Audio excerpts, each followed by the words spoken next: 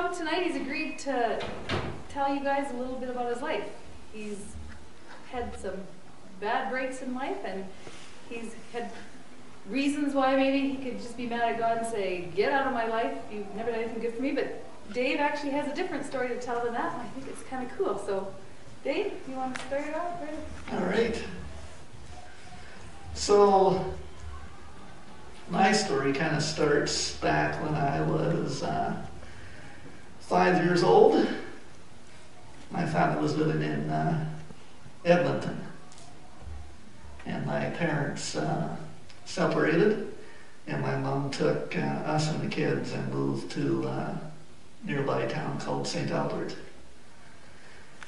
And my sister made friends. I had an older sister, older brother. I was the youngest. My sister made friends with the next door neighbor pretty much right away, and this girl had been planning a sleepover for a few weeks now, so she invited my sister, and I don't remember who, but some boy in the neighborhood kept telling my brother and I that we weren't invited to this party, to this sleepover, and I never really understood why he cared, because he wasn't invited either, so. But it did kind of get my brother and I wanting to have our own sleepover. So we didn't have a tent. My dad was really big into camping and backpacking, and so he would have had tents, but since my parents had separated, we didn't have any with us. So it was supposed to be a nice night. My brother and I were just going to sleep in our backyard in our sleeping bags, and then my sister and the neighbor and another neighbor girl were going to sleep in a tent in the neighbor's backyard. So probably about 10 or 11 at night is when we all fell asleep. I'm guessing closer to 10, based on how young I was. But I just barely kind of fallen asleep, and my brother started shaking me, saying the girls are saying we can come into the tent with them. So he went and asked her mom, and she said yes, we could do that. And so we headed into the tent, and during the night, about 2 in the morning approximately, there were some teens that lived in the neighborhood that had been around lighting firecrackers. This was the May long weekend. And on the way back, they saw the tent set up, and they knew the neighbor's son, and they figured he was in there, so they thought they'd play a joke. And they lit some firecrackers, threw them into the entrance of the tent, pulled the tent pegs, and then they kind of ran off a short ways to wait and see what happened. And the firecrackers went off, but nobody stirred in the tent, so they went home. But kind of what happened is the firecrackers smoldered and caught something in the tent on fire,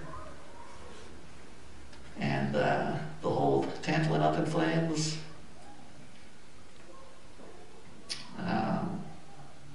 My sister did not survive that fire. She might be the reason that any of us did, because the neighbor girl woke up when she heard my sister scream, and she kind of knew the layout of the tent, and was able to get the door open and get out. And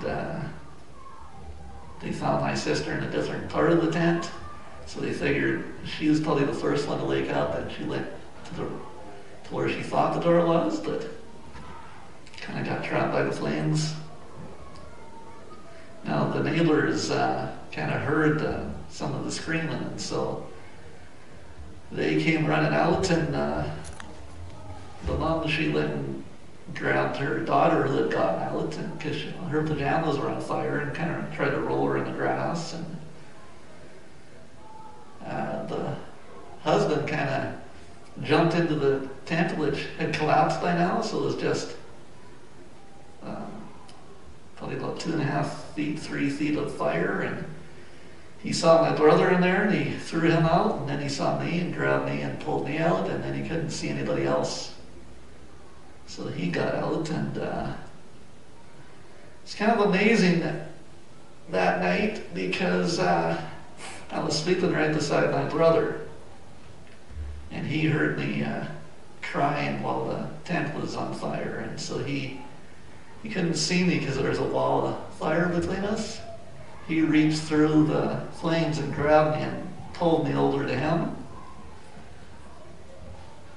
And then the neighbor jumping in. Now, St. Albert back at the time was just a pretty small place, so they had a hospital, but they did not have an ambulance.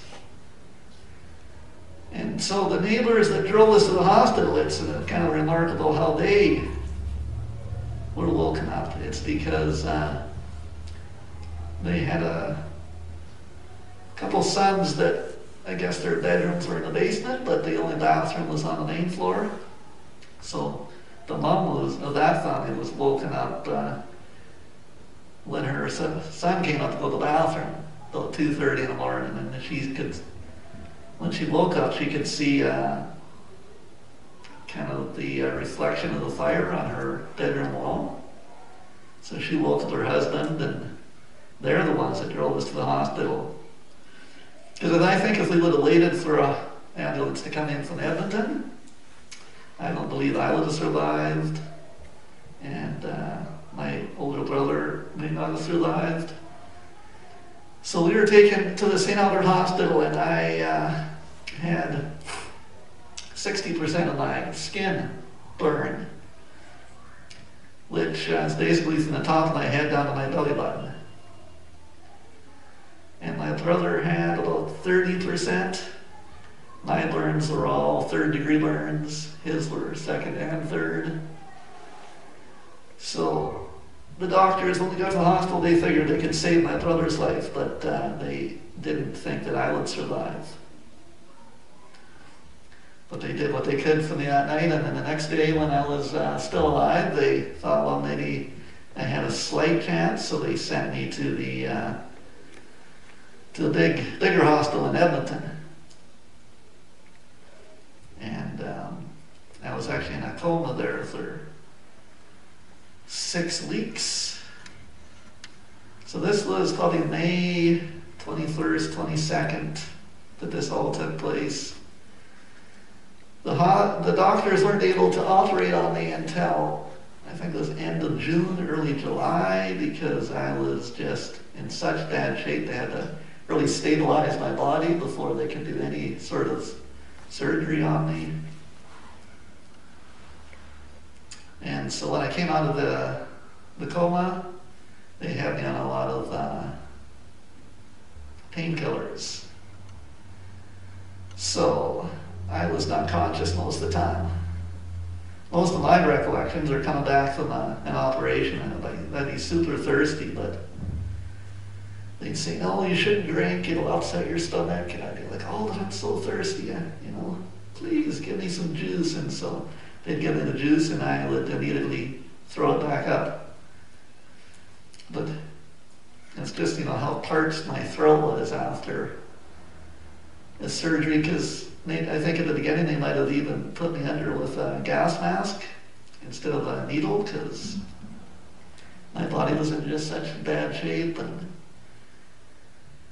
they took skin grafts from my legs to cover my upper body. And so it was touch and go probably right till Christmas, whether I was going to make it.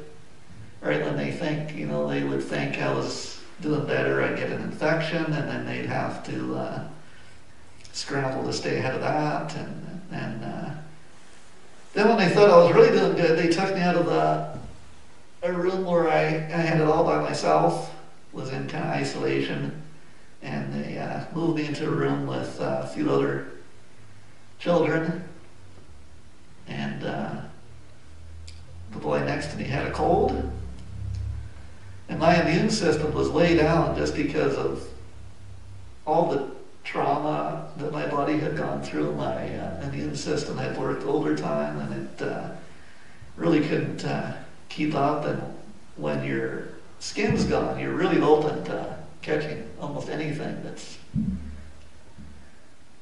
just common colds for me. I caught it, and by the next day, it had turned into pneumonia. That's really how weak my body was. And so I did manage to go home for Christmas, though I have no recollection of that. And then back to the hospital.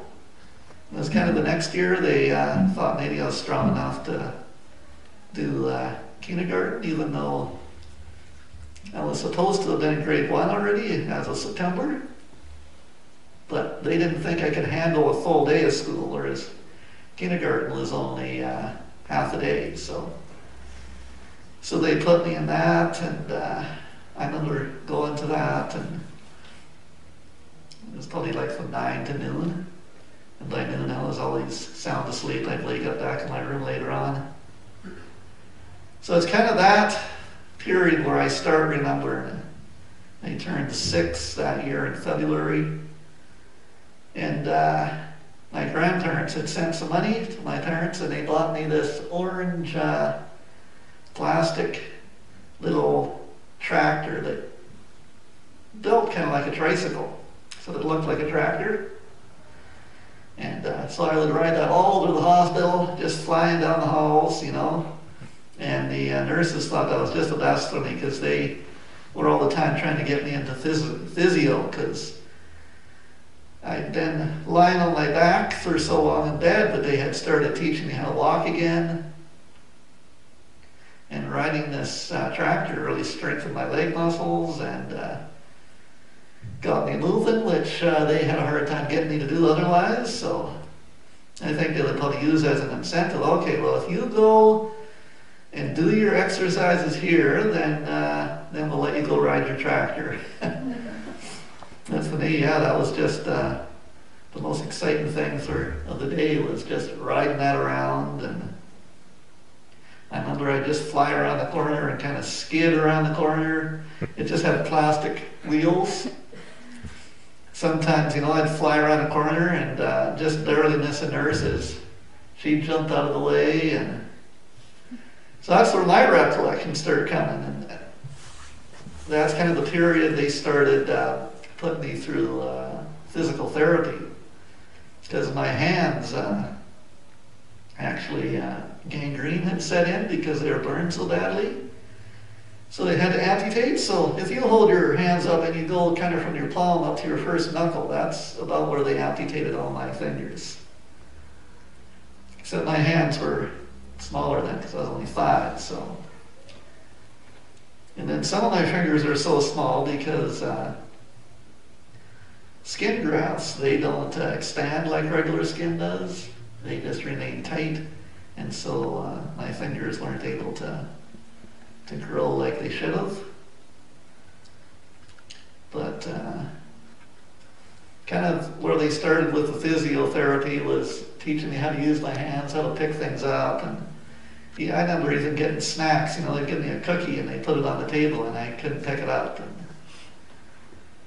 so that kind of gave me incentive to want to go through this physical therapy so that I could do simple things like that. And I remember they designed a strap for my hand that would go around the hand, and then would have a slot that a fork or knife would go in, or a spoon would go in this way.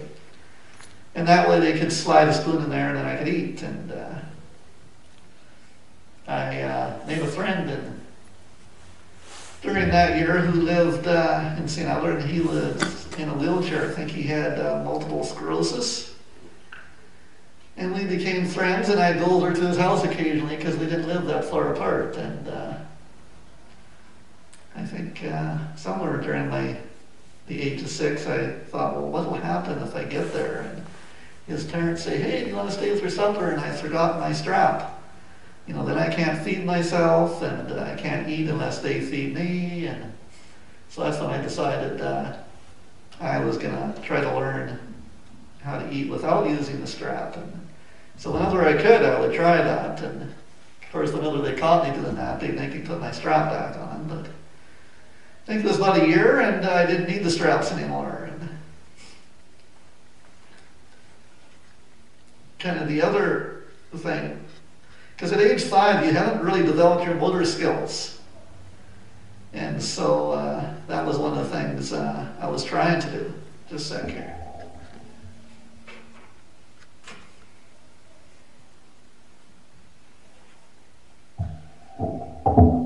that's kind of what made things frustrating for me too, is I hadn't developed the motor skills yet to kind of do some of these things. But some of the things I remember more clearly is they set up a game of memory and they put a little magnet on the back of each card. And then they'd give me a stick that would slide into my strap and it would have a magnet on the end. And so then I could turn the cards over that way. But kind of my determination to not have any of these aids once my motor skills started developing, I started working on not having to use those things.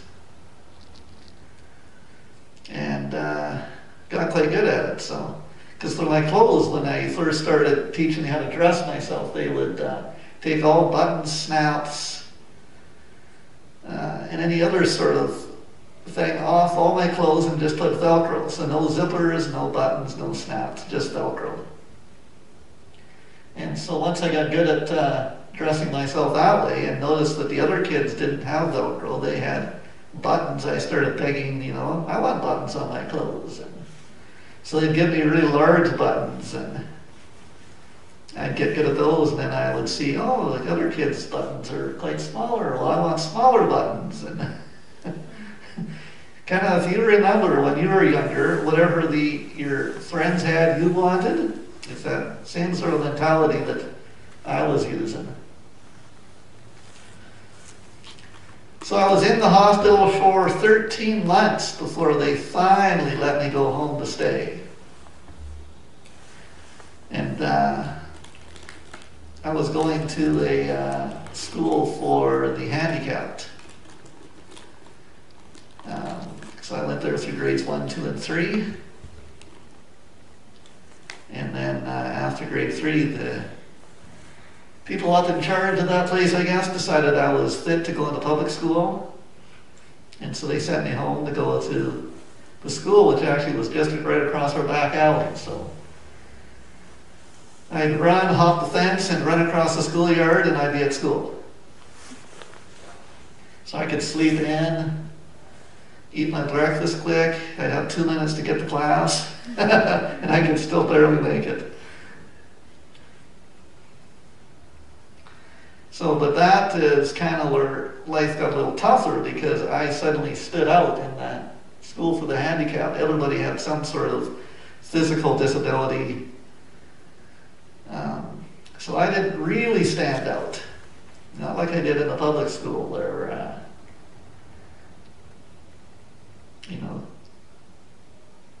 I remember back in those days watching Sesame Street, where they'd say, which of these things doesn't belong? And so they'd have all these fruits and then they have a vegetable, right? And that's kind of how I felt in the public school, that I was the only one that stood out. So that was not easy for me. I went through grades 4, 5, and 6 in the public school. And I was starting to not like school. My parents kind of saw that, and they were actually very supportive in this whole ordeal that I went through, in that they never would try to stop me from doing anything. If I wanted to do it, they would support me in doing it. Because I remember when I was 6, somebody told me that I'd probably never be able to ride a bike. And so I asked my parents for a bike. And that next Christmas, I got a bike, and I rode it around and around the house. And then when spring came, I took it outside, and that's where it got a little more difficult, because there was no real bumps in the house. Whereas outside, the ground's not always even, especially if you're riding across the grass. I used to actually hold the handlebars with the crooks of my arms, so I'd have to lean way forward and wrap my arms around it. And I did that until I hit a hole that was about that deep, and because I was so far forward, my bike went right over and I landed on my head. And I thought, okay, I'm going to try doing this the way other kids do it. But, I didn't have the fingers to wrap around the handlebars, so I would just practice it, and I got okay doing it. In fact, years later, when I was in the mountains riding over a really bumpy trail with a friend of mine. He pulls up beside me and says, how do you hang on to those handlebars? And I still don't fully understand how I do it, just that I do it. So that's kind of the first sort of thing that came up that people thought I probably wouldn't be able to do, that I really wanted to see if I could do it. I never was one for, if someone said, oh, you'll never be able to run a mile, I was never one for believing them. I was one for trying to see. And then if I couldn't, I couldn't. No big deal, but at least I tried. So when I was 11, that was grade 6, that's when I was really starting to hate school. My family and I had gotten invited to a local church by a lady that lived in the neighborhood, and one day in Sunday school, the Sunday school teacher, after I'd been there a while, asked me if I wanted to accept Jesus into my heart, and I didn't know really what that meant, but something inside me really wanted to do it, so I did it, and for the next few years, life got easier, because I may not have fully understood what that meant, but God knew what it meant, and He took it seriously. And because teen years are pretty hard, and they're no easier when you're disfigured like I am. So kind of what I learned in those years wasn't to so much focus on how I looked or what other people were saying, but just focus on God. And because His Word says, He'll never leave us or forsake us. And I really experienced that in those tough times, because I never really felt like I was going through this alone. And things got kind of too much to bear, and I kind of cried out to God. It was almost like I'd get a second wind and I could keep going. So when I was 15, I guess, my older brother went away to Bible school, and suddenly, I wanted to move away from home. But my parents said, no, you're too young, and we can't afford to send you there anyway. But the next year, something came up that enabled me to be able to afford to go, and so when I was 16, I went off to kind of the same place where my brother was, except I was in the high school there. And that was really my first time away from home, and I was homesick a lot, I remember, and I begged my parents to let me go, and then a few months later I'm like, I don't want to stay here anymore, and they're like, well, just hang on till the year's older, and then we'll reassess. And by the time the year was over, I kind of fit in and gotten over that homesickness and was really kind of enjoying it there. And so now I didn't want to go home anymore. And I think the sports I played there was basketball and soccer. Those were probably my two favorite sports. Kind of in junior high, when my parents saw I wasn't enjoying school and I was really starting to hate it, they moved me into a Christian school, and it was quite small, I think. 13 kids the first year, and by the time I left, maybe 40 to 50 kids. And so every lunch hour, there was nothing to do outside except play soccer, so that's what us and all the kids did, was play soccer. And so when I went off to high school, we didn't so much play soccer, there was basketball. And it kind of amazed people, because I'd say, hey, you want to shoot a game of 21? They'd be like, sure. And so if they weren't any good at all, I'd beat them like 21-2. And if they were better than me, then I wouldn't necessarily win, but it'd be like 21-20. And they're like, so they couldn't figure out, kind of how I did these things with my hands, because I had to learn how to write, and I'd learn how to feed myself, and my writing was a lot neater than most other kids. And they're like, do you do it? And I said, practice, because,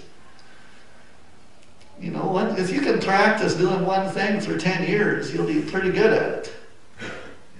And that's kind of what I did, was, since it was my hands and I had to use them every day, that's what I was really doing, was practicing. I started reading, I think, when I was in the school for the handicapped. They'd come around with carts and say, oh, you gotta read a book. And so they'd give me kids' books and I'd get my mom to read them. And when I started grade 1, I couldn't wait to learn how to read and read these books for myself. And once I could start reading for myself, I'd take out like 20 to 40 books at a time. And the library just they couldn't keep up with me.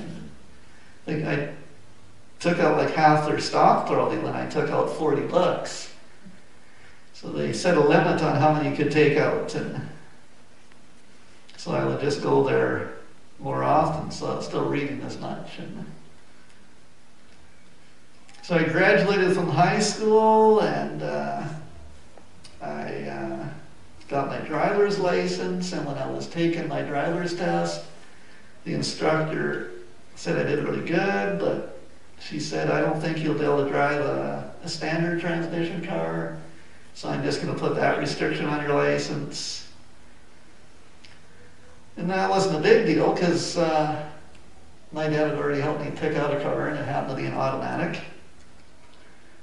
But kind of driving that car for the next few years, every time I looked at my license and saw this restriction on it, it kind of bugged me that I could understand, you know, if I'd taken my road test in a standard and they put that restriction on my license. But again, it was one of these times where they didn't let me attempt to do it, and they just assumed I couldn't.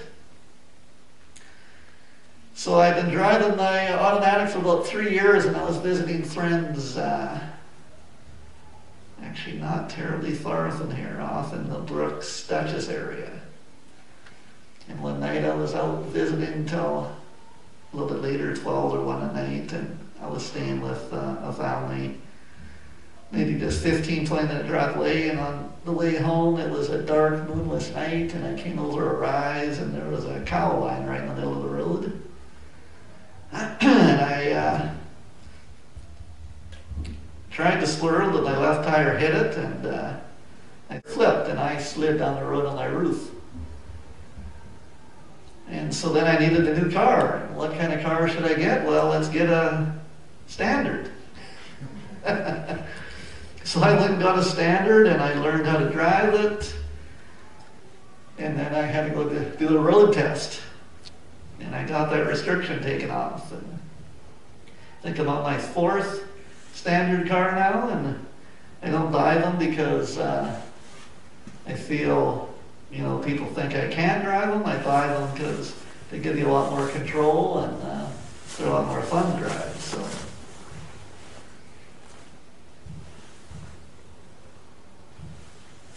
what do I got till? Midnight. Till midnight.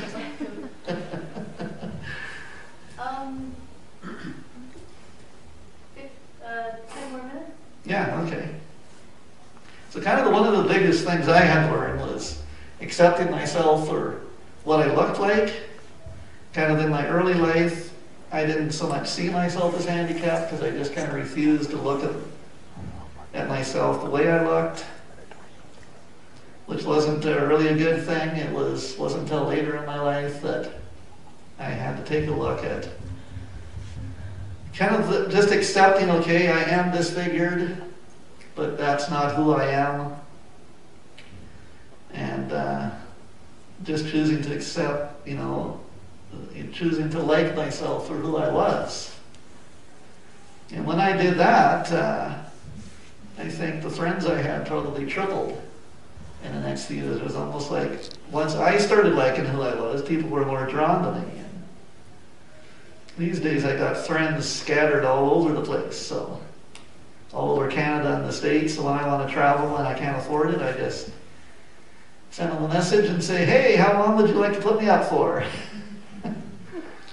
So that's kind of nice. I had friends down in California a few years ago, and so I could go visit them, and it didn't cost an arm and a leg because all I got to do is fly down there. And they put me up, and then you got someone to hang out with, someone to be a tour guide, and it was quite awesome. So, yeah, it was a really kind of a life-changing event when I finally accepted myself for what I looked like and started liking myself for who I was. You should mention some of the neat things that God done for you, like as far as your eye. I think that's a cool story. Well, apparently, when I was in the hospital right after the fire, I had a lot of eye pain because my eyelids didn't cover enough of my eye, and so they would dry out, and it would just be excruciating pain. Now, I don't really recall that. I just read that on some of the doctor's reports. And I'm thinking it was probably 8 years ago, I started getting this pain again. I went to my doctor, who sent me to a specialist, who said, well, the only thing we could do is a skin graft around your eyes. But the thing with skin grafts is they actually shrink. So he said, within a year or two, you'd be right back to where you are now. So he said, it's not really worth it. There's not really much we can do. And so I was kind of despondent about that, but, then I started remembering that the Bible says that God will supply all our needs according to his riches. So I kind of took that to the Lord, and I said, I can't do anything. The doctors can't do anything permanently to help this. I can't take the pain, because I would actually wake up in the night and the area under my eye would be all swollen, and it would feel like someone had grabbed it with a pair of pliers and was just twisting. And so I kind of put this at the Lord's feet and put my hope in him. Nothing happened right away, but I started, I'd wake up, say, the next morning, and my eyes would be really hurting, and I'd think, okay, now if I believe that God will take care of this, and that this pain isn't here, then what am I going to do? And so I thought, well, what I would do what I normally would do when I don't have the pain, just get up and do what I normally do. So I just started doing that, and I haven't had that pain since. So that's one of the most amazing things for me, because it's not fun having something like that, and the doctors can't do anything, and it's such excruciating pain. But God is definitely good. So you want me to open it up to questions? Sure. Yeah. What's your books called? I have one right here, which I'm going to show you a picture of Dave a year before the fire. He was a gorgeously cute little man. This is his book, From Out of the Flames. Okay, is it available at Kohl's either? It's actually on Friday. Thanks. She's helping us get a plug in here. Way to go. On Friday, do you know the Family Book Nook downtown? Yeah. Or on Railway Street there? He's doing a book signing from 1 o'clock to 5. So if you go in there, you can buy the book there. How much does it cost, do you think? It's $20 a book. Okay. Yeah. And we actually even have some books here if you had $20 and you wanted a book. But here's Dave sitting on a bench about a year before the fire, if you just want to look at it and pass it around. Isn't he cute?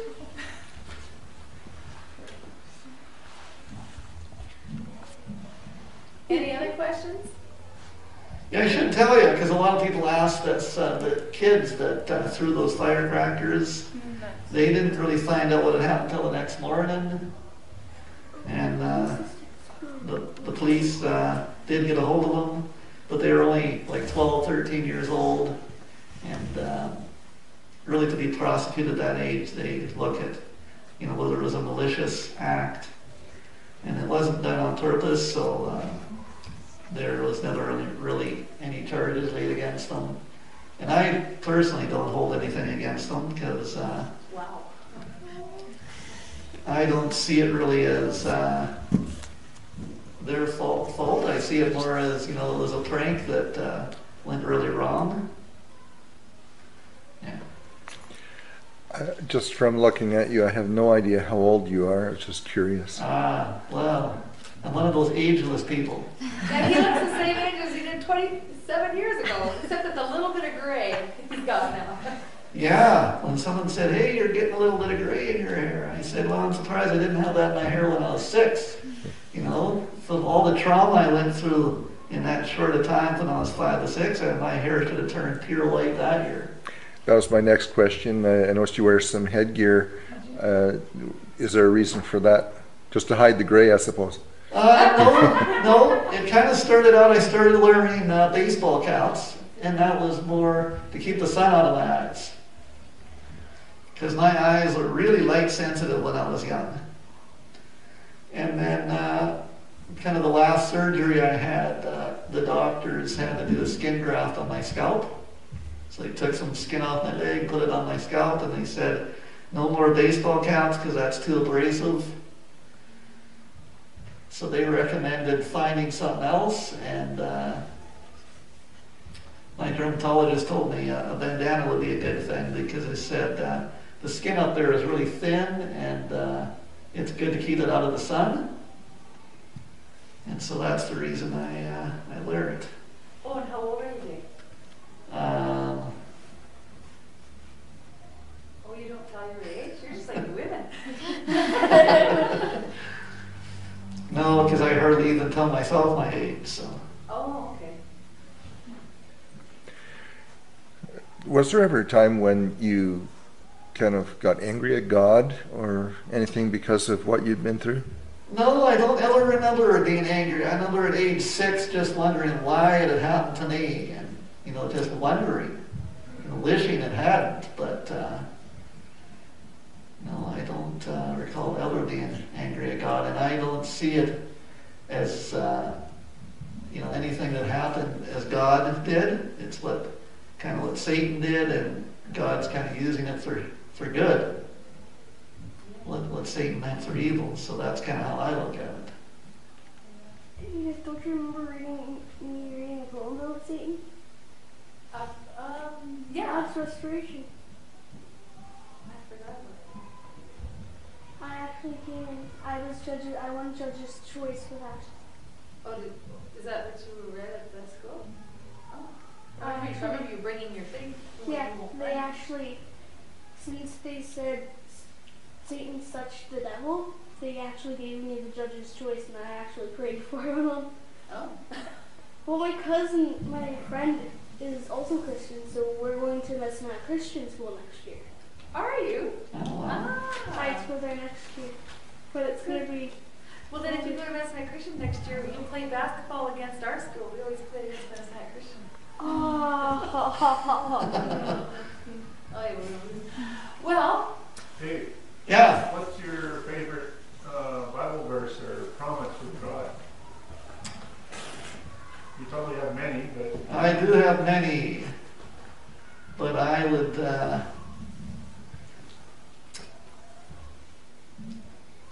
it's kind of John 3:16, Lord, because that shows me just how much God loves me. Yeah. for some kids that don't know what that verse is, does everybody know what John 3:16 is? Yeah. Say it, Rose. What is it? Oh, I can't remember if it was... I short-term memory loss. That's the verse that says, for God so loved the world that he gave his only begotten Son, that whosoever should believe on him should not perish, but have everlasting life. Good verse. Okay, let's give David a hand for